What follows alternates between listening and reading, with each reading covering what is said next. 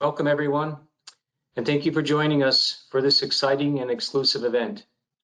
Tonight, we are going to talk about the new documentary entitled Robin's Wish, which is about one of the most beloved comedians, actors, and public figures of our time, Robin Williams. I'm David Dodick. I'm the chair of the American Brain Foundation, a professor of neurology at the Mayo Clinic, and a lifelong fan of Robin Williams. I grew up with Robin Williams. 42 years ago, Mork and Mindy became must-see TV for me. I'll never forget his Oscar-winning performance in my favorite Robin Williams movie, Good Will Hunting, and his quote that you'll have bad times, but it'll always wake you up to the good stuff you weren't paying attention to. And tonight, however, I'm also reminded of his quote from Patch Adams, another favorite of mine, when he said, "You treat a disease, you win, you lose. You treat a person, I guarantee you'll win no matter what the outcome." In 2014, the world was shocked to find out that Robin Williams had died by suicide. For those of us on the outside, this was very tragic and a traumatic end for someone who brought so much humor and joy to people's lives. But there was much more to the story. Robin, who is described as a man of legendary kindness, with a mind that was like a volcano of invention, and whose name is one of very few that has become synonymous with the word genius, was waging a battle against a common but invisible enemy that didn't have a name, that couldn't be diagnosed with certainty during his life, and for which there's no treatment, let alone a cure. This was an unfair fight that he couldn't win.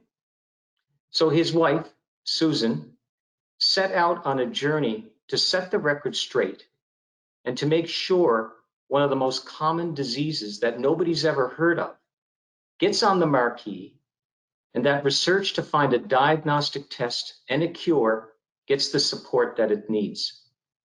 So tonight, we're really lucky to be joined by Susan Schneider Williams, the wife of the late Robin Williams. Susan, thank you for being here. We're so deeply sorry for your loss. Thank you, David. And for those of you who don't know, Susan is an artist and an advocate. She's also the vice chair of the American Brain Foundation, so I have the great privilege of working beside her on behalf of and for the American Brain Foundation.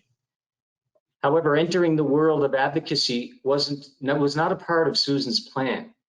Since the discovery of her husband's diagnosis at autopsy, she has become a prominent voice for Lewy body dementia and brain disease research.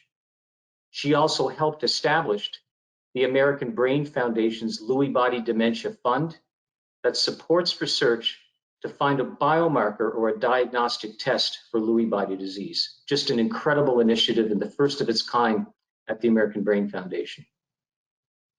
We're also very lucky to have with us tonight Tylor Norwood, a cinematographer, director, writer, and his documentary work has focused on social justice issues and has highlighted how people in difficult situations handle adversity.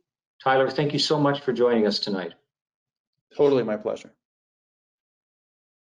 So Susan and Tylor, you're the reason we're all here tonight. Robin's Wish, an intimate portrait of Robin Williams and his warrior spirit, was released today. So I want to congratulate both of you. What a huge day, and I know this was 4 years or more in the making.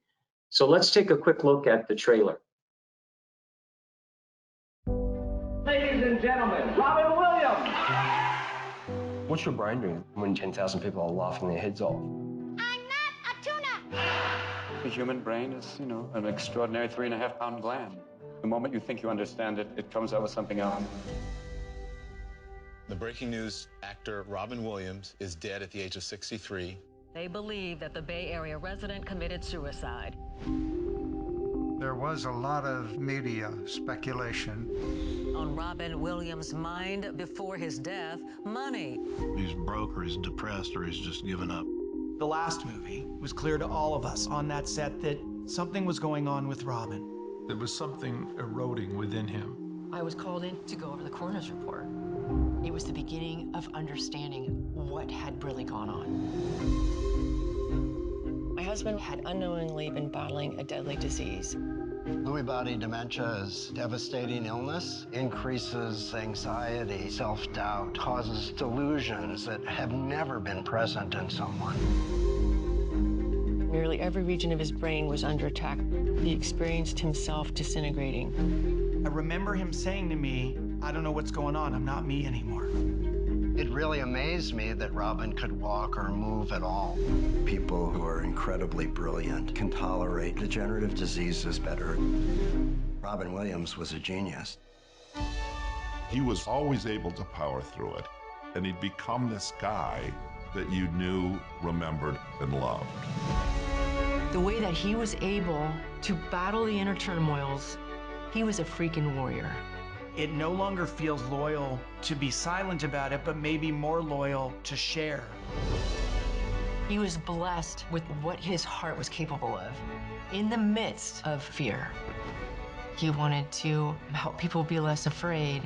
Self goes away, ego, bye-bye. The thing that matters are others. That's what life is about.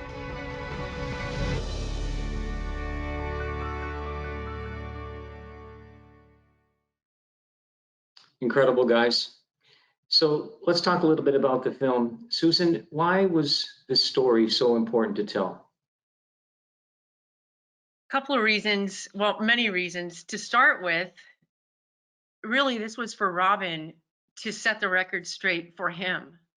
And it, besides Robin, I think that, besides trying to get that justice for Robin and for what he experienced, what we experienced at the end of this, at the hands of this invisible disease, was also to get justice for other people who are going through it now. I remember being really irritated when I found out it was a rare disease, because this is the disease that took my husband. I don't care if it's rare or not. And not only that, but there's 1.4 million people in the US who have it at least. And it just didn't seem right. So I just wanted to see that, I knew a lot of people really hadn't had closure around the loss of Robin, and that this hopefully would give them a chance to reach some sort of closure and understanding. That's what I gained when I started walking through the research. Once I had the name was as good as nothing. I mean, it meant something, but I had no idea what it meant. So I had to go find out. And then fast forward 4 years later, we're sitting here tonight. It took a long time to understand the science, and I got to heal through that process.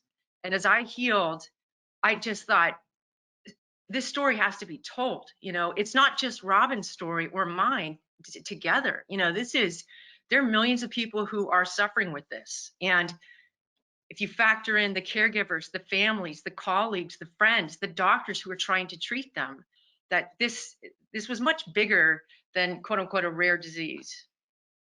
Yeah. And, to your point, Susan, in that this impacts millions of people, but many of our viewers might not have heard of Lewy body dementia, might not have ever known anybody with Lewy body dementia, or had the experience, of course, that you had. Can you tell us a bit about what it was like living with someone fighting this disease? It was very confusing, really confusing, because of the cognitive fluctuations. And because of the way that Lewy body in particular, I just want to, first let's start at like a kind of a high level and come down. Lewy body is part of a neurodegenerative spectrum. You've got Parkinson's, Alzheimer's, Lewy body. And we used to only have the word senile to kind of cover what this was like. And particularly Lewy body, it masquerades. And so while there are over 40 symptoms, which seems really strange to comprehend that, they don't all appear at once. And so I've used this term before, whack-a-mole, because that's what it's like. It's like you're going down one rabbit hole, First it was gut discomfort, and we chased that, and turns up there's nothing, it's negative. We kept going down all these different rabbit holes, but as soon as you go down one, and another one would disappear. And so they didn't all present at the same time is the point. And so what I really hope people understand from this and from our story is that, I came to see why it is so incredibly complex to diagnose, and why we really need to, to show support and enforce those who are to give them enforcement of what they're doing now, the scientists, researchers, doctors, clinicians, caregivers, because it is incredibly complex, just the way it presents. One of the issues that made it difficult at the end there was he did get a Parkinson's diagnosis, which was accurate at the time. Clinically, he was showing those physical symptoms, but then he was also showing some depression in the last couple of months. And if you have a prior history of depression, it can really complicate getting the accurate diagnosis. So this is just kind of bringing me back to around the idea of why I'm so intent on helping. If we can get to a biomarker, if we can support some science that gets to an early diagnostic or biomarker, it'd be a lot easier for everybody. Yeah, for sure. Tylor, what was it that interested you in this project? Why did you take this on? Yeah, for me, the science really always has to follow the story, right? If there's no story, then you can't get anyone. I mean, I think even teachers know that, right? Like, you can't teach anybody if you can't find a story that's relatable into the human experience. And so when I was talking to Susan about what she'd been through with Robin, and it was all new to me as a big Robin Williams fan, I'd never heard any of this, right? And I thought I paid attention. All I really had was bad information that I was like trying to unlearn as she was telling me these like new truths. And so that enticed me from a filmmaking standpoint, that like, wow, this like hero, right, to me, who was in my life since I was like 5 or 6 years old, through all the movies, right, that came out at really important points in my life. The idea that I could play a small role in like sort of righting a wrong and taking a little bit of the weight off of his passing, while also telling a really beautiful love story, that appealed to me. And then I had to learn what Lewy body dementia was. But the first thing came first, which was like, why should I care? And you really have to, I mean, if you can't answer that really central question before you start a film, then you're really in trouble. So there's all sorts of things that are important, but why should I care? And so once I really had something to sink my teeth into, then I started the journalistic work of like making sure that we had great doctors talking about this to me first, and then in the film. So this meant as much to you personally as it did professionally, obviously. Yeah, there was a huge piece of this that was like, the thing about celebrity that cuts both ways is like, I think a lot of people, you go, oh, celebrity is really dangerous. But the reason that celebrity exists is because we're trying to struggle with something kind of ephemeral about what it means to have people be in your lives that aren't in your lives. Robin was in my life since I was 5 years old, right? Like, and the idea that like, there's uncles who I haven't seen as much as I've seen Robin Williams, right? Like, it's like the idea that that is an important thing, and that there can be something really beautiful to do with it. And then the idea that you can do some service and show some bit of respect. I think that did connect for me. Yeah. You had mentioned going on somewhat of a fact-finding journey to track down the facts of Robin's case from his friends and neighbors, co-workers, Susan, other medical professionals. I don't know whether that was a first for you, but can you tell us a bit about that experience? Yeah. So previously, what I had done is have someone come to me with an issue, like social justice films. And there were some scientific studies that were done in the film that I did that was called Paper Tigers, that were about childhood trauma, and a study that the Kaiser Permanente did about like long-term health outcomes from childhood trauma. And so that was something where you kind of start with something and you figure it out, but it's not quite as immediate as, I think the thing that made this special was when Susan was willing to share her story with me and trust me to do it justice. It had a lot more weight than just trying to figure out how to package a study from Kaiser Permanente into it. All of a sudden there was quite a bit on the line, and I had a gigantic responsibility to do this justice, not only for Robin, who's fantastic, but now all of a sudden Susan and I have a connection, and I have to take that seriously. So the fact-finding piece that's just like studying, right? You just do your homework. But, if you know that the reason you're doing your homework is really valuable to you, and that the long-term outcome of what you're working towards is really valuable to you, the homework's easy. So I would say the science part became really easy once you had a real motivator of why to do the work. Yeah. Susan, by the way, I saw the piece on the Today Show today, which was just phenomenal. And Hoda was talking about this as being a love story. But what were some of the important characteristics and facts of Robin's life that you wanted to make sure came across in this film? Important characteristics of Robin's life, of his his full life. Walking away from this film as a viewer, what did you want people to really know about Robin? I think we didn't know from his public persona. There's so much, as Tylor and I were working on this, and I mean, as he sat me down for 9 hours and tortured me, let's just call it what it was. As I sat down for these long, lengthy interviews, over and over, and we got deeper. He kept digging, as a good director does, and journalistically digging into everything. I kept feeling like, people don't know how many people really know about how much Robin did for the USO. Do they realize how much, he went 11 times over there. I think it was 6 Afghanistan, 5 Iraq or something, and gave and gave and gave of himself in that way. So many times through the years, I would hear people say, like, they would look at me and think, wow, you're his wife.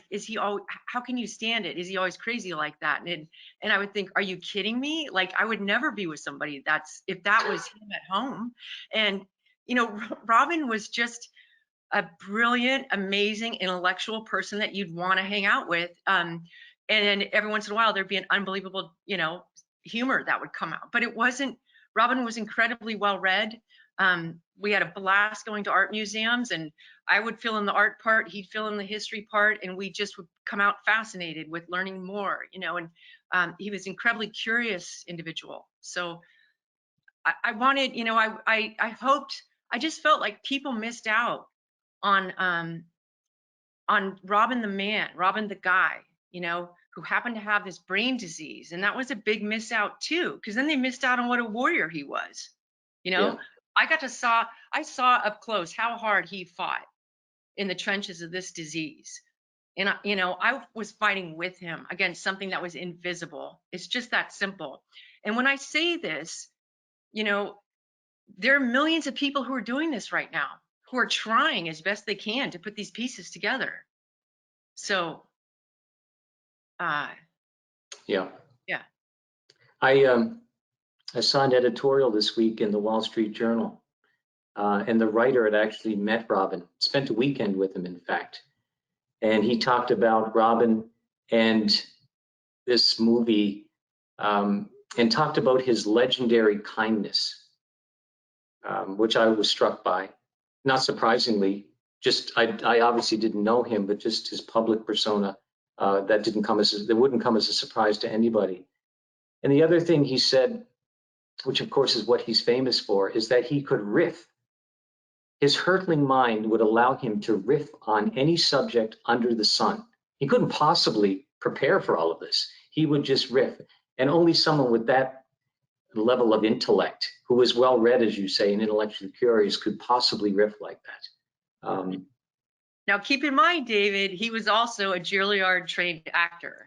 And so I'm just, when you're saying that, it's funny. I mean, yes, Robin was a genius, and that review was so beautifully written, and Joe Morgenstern really got the film, and that was beautiful to see.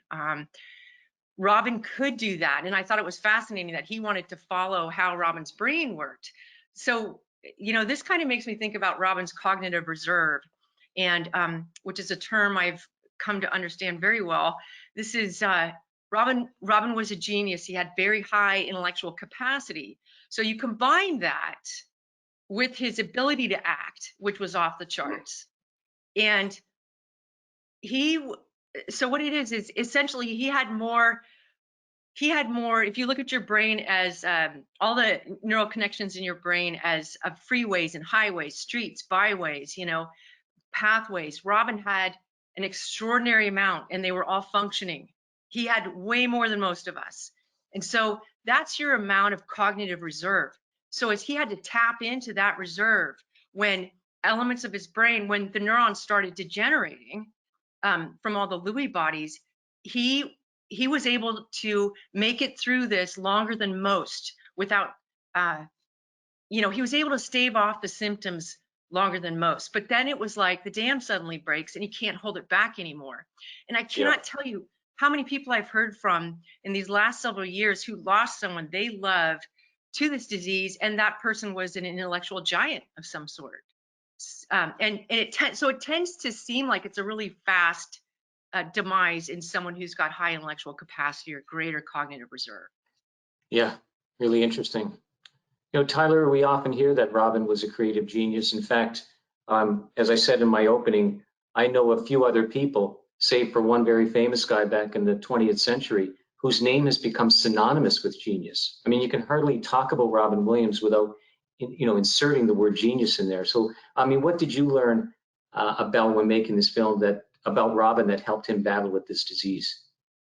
Yeah, I mean, I just think it's that idea of like cognitive reserve, right? Like like if Arnold Schwarzenegger had MS or something, that he would last much longer than you or I. Like the idea that Robin, being as big of a genius as he was, his brain being super powered in that way, and super developed, that like he lasted longer. That really connected for me from a story point. Like it was like, yeah, of course, right? Of course that makes sense.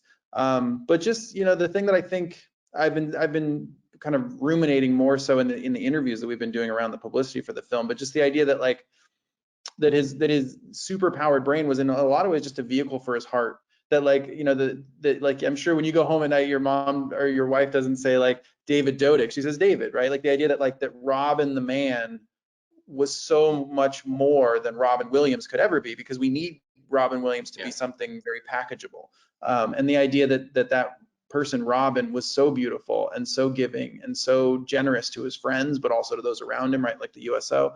But just that, you know, even the concept with the USO where he like would go to Walter Reed Hospital and sit with soldiers and wouldn't really call ahead. Like he wouldn't set up like a photo op out of it. He was just like, I just want to go and be of service. And I thought that was something really powerful to me. Just the way that he carried himself through the world. And I think that actually was a huge strength to him as this disease probably came on, is that he was so centered and balanced and didn't really have a sense of an ego and how could this happen to me, right? It was like, I think from all the reports, it sounds like he really balanced his, how can I be more present for others? What can I do to make it so that I can be the person I want to be in the world for others? And that was something that I think.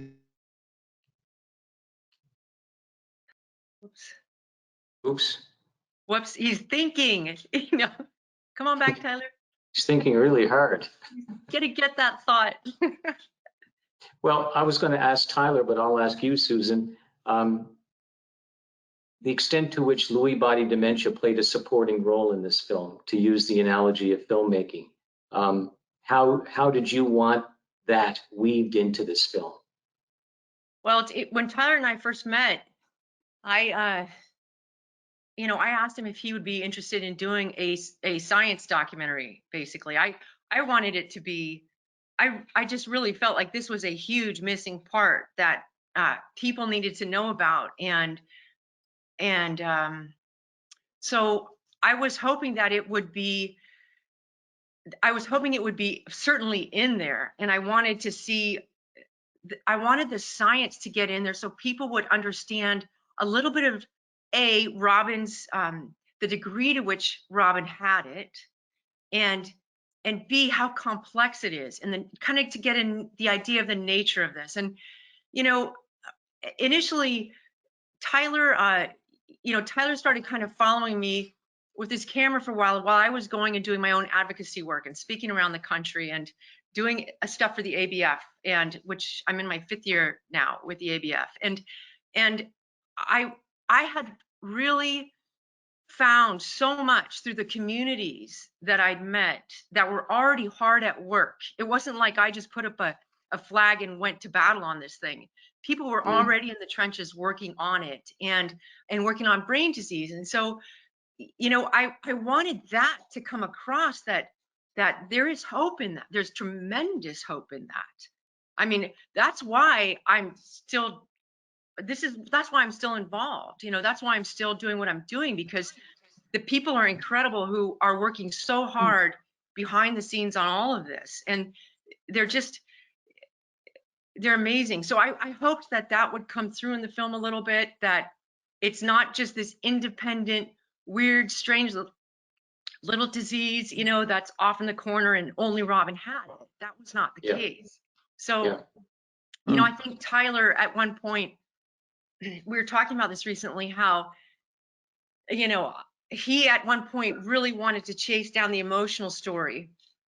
And I think for many reasons, for myself, in order to stay in there and to keep turning over every stone and learning more and being able to be of service and help in this regard, I had to kind of stay away from the emotional side of it. It was very hard. And it was enough when I'd go and speak where I'd have to go to that place of retelling our story, but there was value in that. Well, Tylor really, as he learned more from all the people he was interviewing, he kind of started going down this other road. And I just kept doing my unchosen path of advocacy. And you know, I as you know me, David, from all of our board work, and I'd be quite happy if this was a complete neurological movie, because, you know, about Lewy body, because it just is, it reveals so much, and it's so helpful to understand the disease space. That's, you know. I mean, you've been immersed in this space now for almost 6 years. In fact, you've probably forgotten more about Lewy body disease, dementia, than I'll ever know. You've become such an expert in it. Tell me, are you happy with the pace and the progress that's being made in this disease in terms of research? I mean, I think happy. I mean, I wish we already had a biomarker. I wish no one would have to go through what Robin and I went through. I think our experience is kind of demonstrates what you don't want to have happen. And someone asked me in an interview the other day, well, aren't you mad? Are you upset with any of the doctors or this? And I just thought, no, because, and here's why. It's because I came to understand the disease and how challenging it is. And so, while yes, I wish things were further along, I also, because I've had you know, the joy of getting to go into a lot of these incredible research facilities across our country, and have been to consortiums with people from all over the world, listening to stuff that an artist should never listen to. I've come to know that the science and what's going on in the labs is phenomenal, and that we will get there. And that not only that, but because of the way these diseases work and the interconnectedness, that Lewy body could very well be the key that unlocks something incredibly important for that whole neurodegenerative spectrum. So that could mean Alzheimer's, Parkinson's, etc. And I just want to say that this is why, you know, if you look at the film, we've got 5 tremendous consulting partners on the film. And you know, Parkinson's Foundation, Lewy Body Dementia Association, Michael J. Fox Foundation, American Brain Foundation, Lewy Body Dementia Center, Research Center. And all of them, all 5 consulting partners, they're not all just in the Lewy body space. So, you know, you might want to ask, well, why? It's because how these diseases can be close cousins sometimes, you know, that's what we call them sometimes, and they have underlying common mechanisms. So, sorry, David, I'm starting to go. No, it's good. It's good, Susan. Hence, you know, the American Brain Foundation's mantra, cure one, cure many. If you can cure Lewy body disease, you will likely have at worst an excellent treatment for some of these other diseases, and at best possibly a cure for some of them. So, you know, it must be such an inspiration and such a motivation and drive for you to continue to push this forward, push this research agenda forward. I totally get it. So it was clear from this film and how Robin lived his life, he wanted to make a positive impact on people's lives. So I actually want to cut and take a look at another clip that I think touched on that. Oh, great.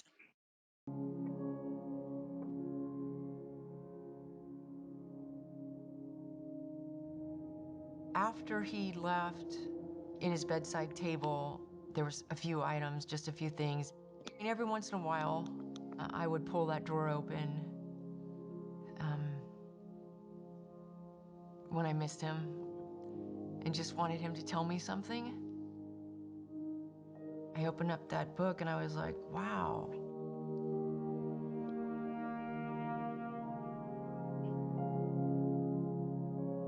And I remembered that when we were talking about what we wanted to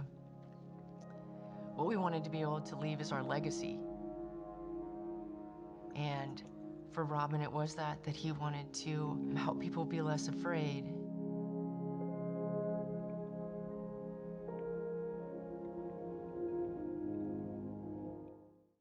It's remarkable. Tylor, are you still with us? I am. I don't know if you can hear me. We I can can hear you, but I can't see You you. can hear me. Yeah. I'm not quite sure where As we long can't as you see can you, but hear me, yeah, and we can hear you. I can see and hear you. So if you want to do Okay, great, signals, great. I got that even. So Tylor, I want to ask you, how did this project impact you as a filmmaker? Oh, incredibly so. I don't think so.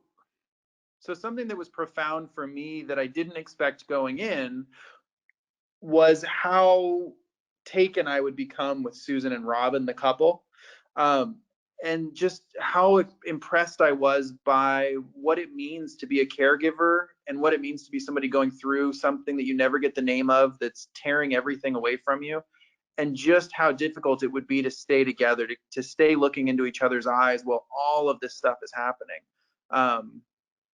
That's something that really changed profoundly, like the way I look at love, the way I look at connection, the way I hope to strengthen my own connections in life with the people around me who I care about, just with the idea that any of these things could be possible, right? Like one of the things that doctors are really good at is terrifying you. And so the concept of realizing that you're just like, 3.5 pounds of brain matter that could easily go wrong at any moment is something that I think really resonated with me, and just in terms of a call to be present, be more present. And then just, to also recognize the way that Robin lived his life, that quote from that passage is so easily read, is that's what he was doing his whole life. He was always helping us be a little less afraid, right? He was always taking us outside of reality and reminding us that whatever we're worried about today isn't that big of a deal. Like you can start again tomorrow. And so I think just profoundly, I think anything that you do from a filmmaking standpoint, or whether you're writing a novel, it's like when you immerse yourself in a story as much as you have to be able to make something like this. All of the themes that don't make it into the film that you feel and that you want others to feel, you feel those too. So the things that are in the movie that I love and I'm so proud for others to have a chance at, there's so many other things that you can't fit into an hour and 20 minutes that I was able to take away. And so, honestly, Susan gave me one of the great gifts of my life in just being able to share what she and her husband went through, right? She said there's 9 hours of interview. Like we went everywhere. I intimately know them as a couple, and I'm so proud and humbled that I was able to have that experience of seeing what real love looks like, from someone who's gone through something intense in a way that very few people ever have it.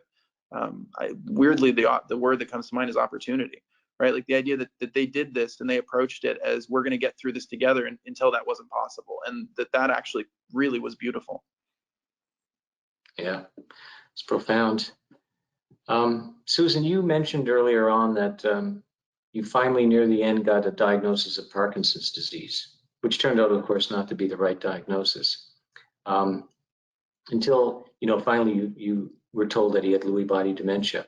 But looking back on it, did you actually believe that you had the diagnosis in Parkinson's disease? And what would a diagnosis of Lewy body dementia, what would that have done for you? How would that have changed things?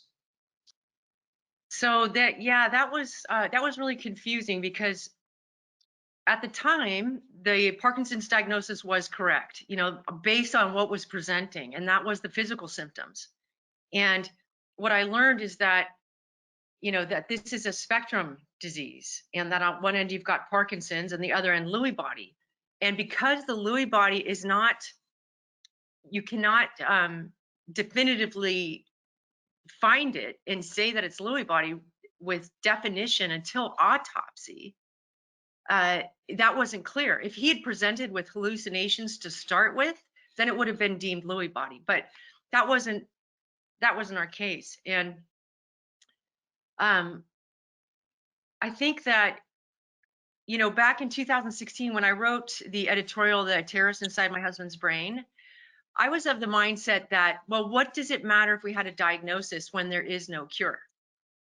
And I can tell you, 4 years after writing that, I've had a total shift in mindset.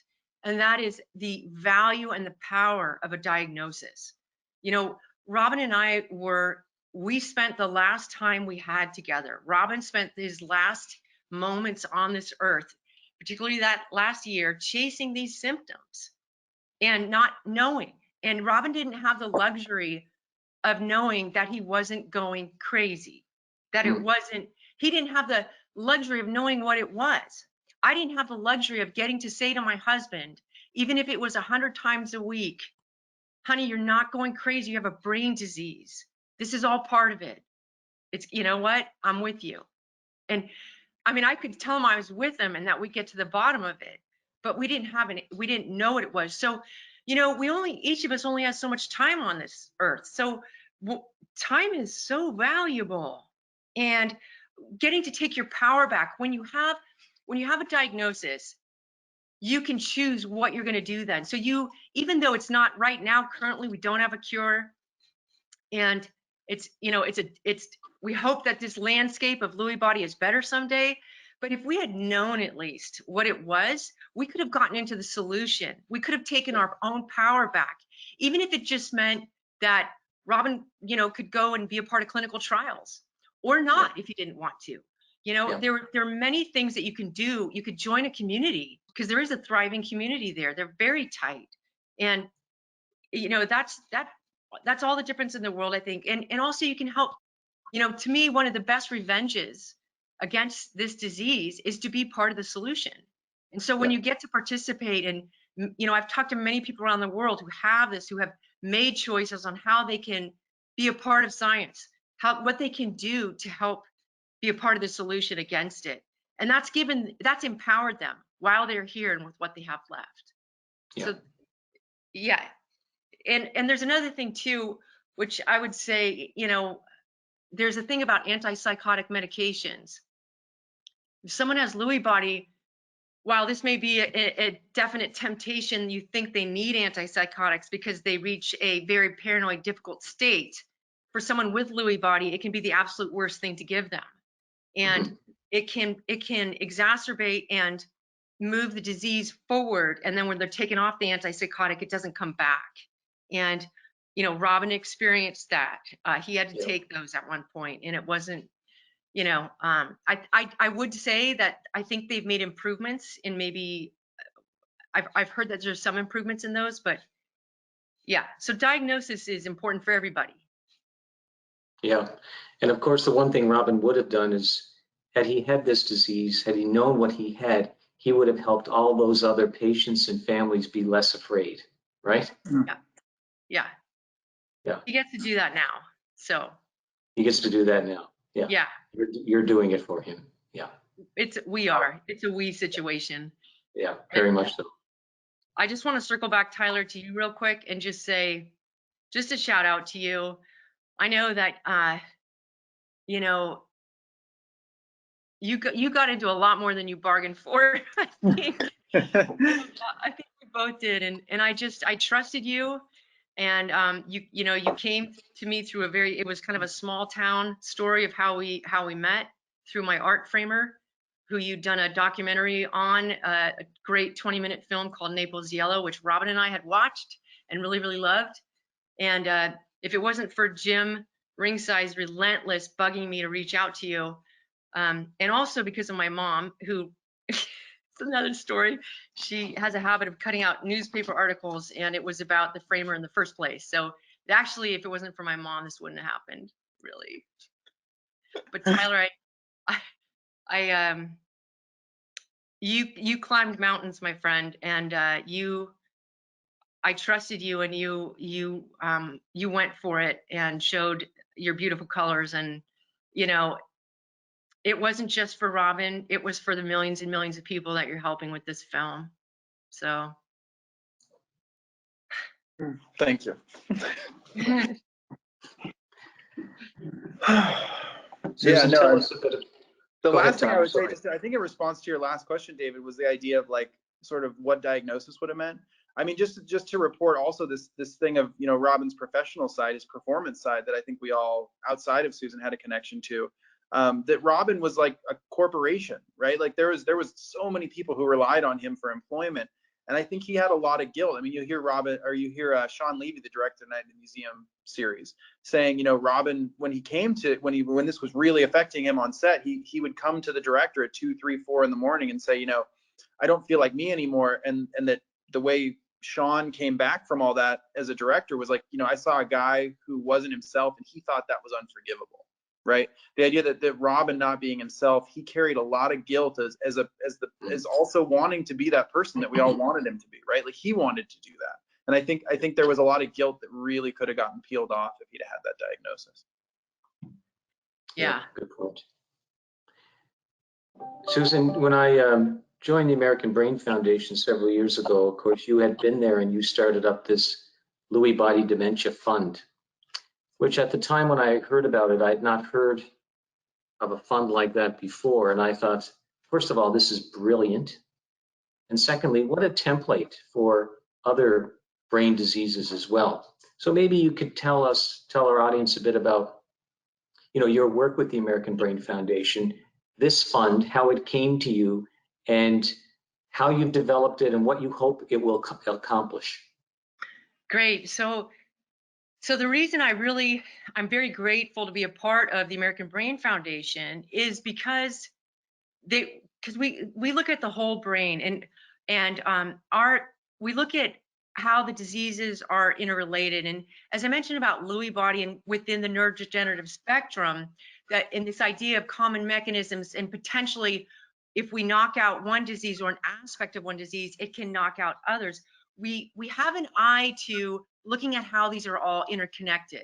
And we're very excited about funding the science and giving research grants. And our main partner is the American Academy of Neurology, which is just a wealth of some of the brightest in the world as far as neurology goes and science. And so what was exciting is setting up the Lewy Body Dementia Fund, and then the first research grant award that we went to the top Lewy body dementia researchers around the world, and some of them are within our consulting partners on the film as well. Like they're people that we pulled people out of their siloed work situations, their siloed corporations and organizations, and said, that is all really important. Every organization is important that's doing their work.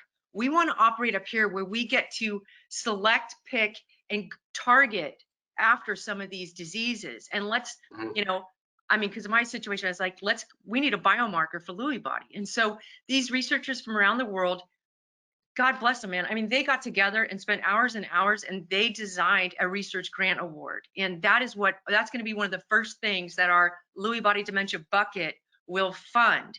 And I for one can't wait to, I mean, I get the honor of looking at the research applicants as they come in, and I'm sure everyone's quite grateful that I'm not actually selecting the research, but I get to be aware of what's going on and watch these brilliant minds at work. So it is sort of a strategy that supports what we believe at the American Brain Foundation, and we're looking forward to pushing that into taking it into some new directions very soon, in fact, with other diseases. Yeah. With other diseases, yeah. Well, I knew as soon as I heard it, it was a template for other diseases, because basically you're raising the money to support the research, and then you bring the world's best together to vet that research and make sure that the money's spent only on the research that's going to lead to a biomarker and then ultimately to a cure.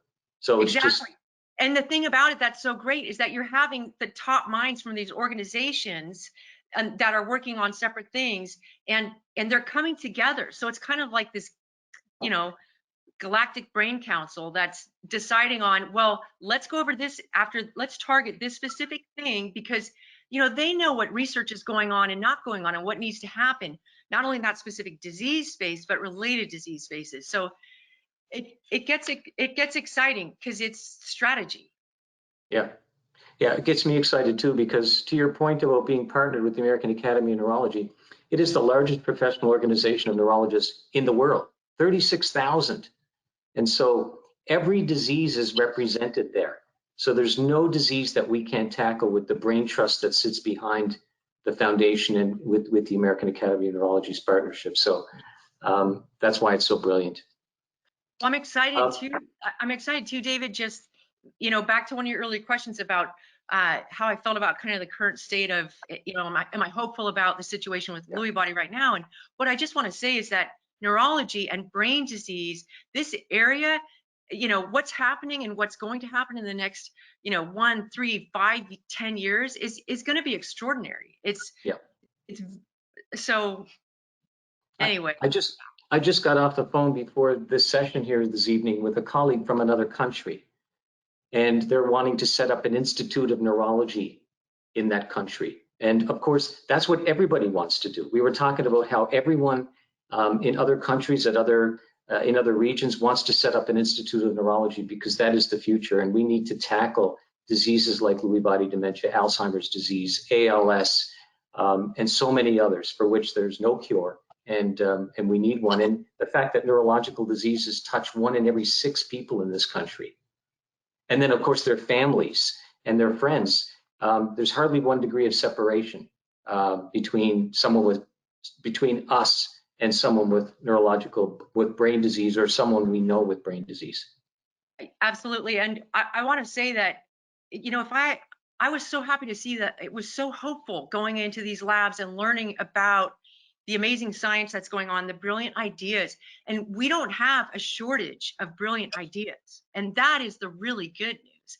They just need more funding. You know, it's something like, I forget what the percentages are, but a lot of percentage has to get like not put on the table when projects go through NIH, or you know things can't be funded, or not all of it, not 100%. And that is a really actually Walter Korshett said that. It's, you know, it would be a bummer if we just didn't have a lot of good ideas. The bummer of our situation is that we have all these great ideas, we can only fund like 40% or something. Yeah. So that's really good. If, you know, we get more awareness, raise more funds, you know, we'll advance on all these brain diseases. So I don't know if this, you know, I just want to say that at the American Brain Foundation, if anyone is interested and inspired to give, or wants to check out the Lewy Body Dementia Fund, you can go to americanbrainfoundation.org/LBD to find out more. And yeah. Thanks, Susan. You know, before we wrap up tonight's event, I would like to share one last clip of Robin.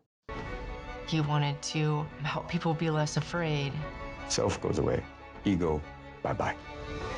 The thing that matters are others. That's what life is about.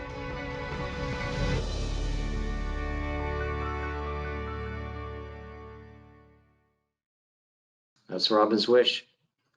Well, I want to thank everyone for joining us tonight, and I especially, of course, want to thank you, Susan, for everything you've done to bring this to life, to shine a light on this disease, and everything you're doing to push the research agenda forward so that other families don't have to endure what you and Robin had to endure. So thank you for doing that, and thank you for being my wingman or wingwoman on the American Brain Foundation. And Tylor, thank you. Thank you for bringing this film to life for everybody's. Well, I'll let you tell them how to gain access to it. But I really appreciate you all being here tonight to share about Robin's life and this film. It was truly an honor. Susan, anything else before we close that you want to leave the viewers with, because we have a lot of viewers here? I just want to thank everybody for participating live, and for those of you who might see this later, you know, this is for all of you, and this is for our future. And yes, it's for Robin, but it's so much bigger. You know, this is so much bigger than me, than Robin, than all of us. And it really is the next frontier brain disease, and Lewy body is just one aspect of that. It could end up being a very important aspect. And I just want to thank everybody who gave to the film, to all these events that are getting publicity for the film. You didn't just help. I know a lot of people gave of their time and their talent out of love for Robin. And I think what I want them to know is that they didn't just help Robin, they're helping millions of people. Yeah. So, thank you. Yeah, well said. Thank you, Susan. Tyler, how can people watch this film now that it's been released today? Anywhere you can stream movies from, so video on demand, iTunes, Amazon Prime, Google Play. You can't really miss it. And one thing you can do, I think, just as a little small work of advocacy that doesn't cost anything, is go write a review at any of the sites that you're doing that at. It up-levels the film and just gives people more access to it. And that's something I think we can all kind of get behind. I'm excited to just read people's reviews too. So that's also a personal request. That's great. That's great. I'll leave my review, Tyler. Please. So, if you want to show support for Susan's work, for Robin and for everybody living with Lewy body dementia, you can donate, as Susan said, to the Lewy Body Dementia Fund at AmericanBrainFoundation.org/LBD. The link will also be shared on our social media outlets. And again, I want to thank you both, and I want to thank you all for joining us tonight. Stay safe, stay healthy. Look forward to seeing you again at our next event. Take care. Bye-bye. Thank you. Thank you.